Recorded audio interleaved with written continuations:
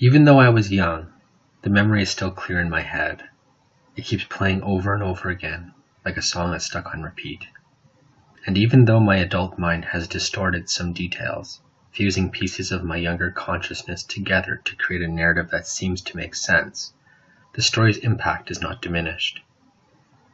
We're sitting around the table, chewing on whatever was barbecued that night. We're talking about differences in school systems, and my dad is giving us the old uphill both ways without boots story that makes him seem older than he actually is. He's talking about his English class, namely how useless it was.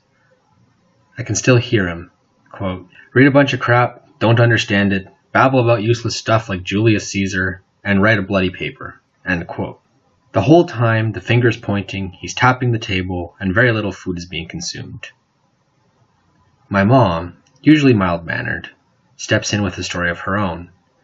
In grade 13, they had to read William Faulkner. It was, quote, "too far out there and nobody understood it." She just wanted to get to the final paper and be done with it all. Over the years, my mother and I have revisited this story numerous times, and I have pieced two things together.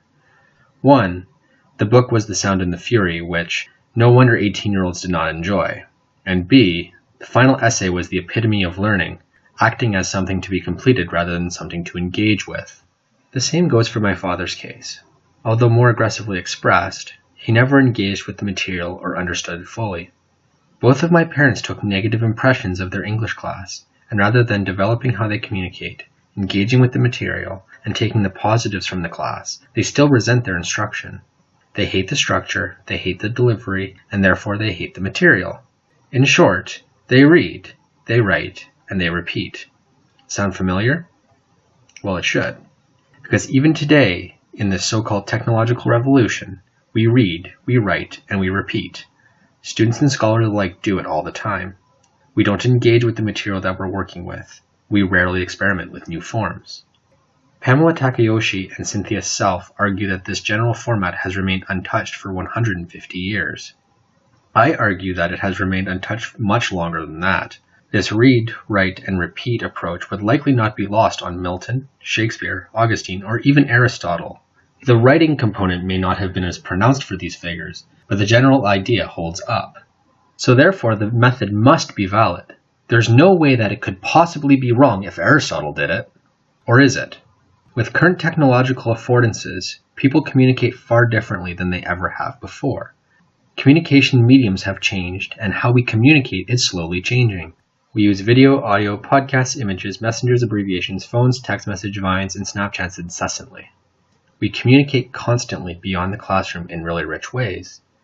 But in composition classrooms, we read, we write, and we repeat. How does this make sense?